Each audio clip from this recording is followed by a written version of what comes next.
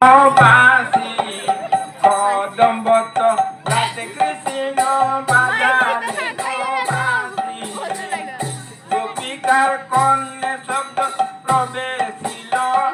বাসি গো একা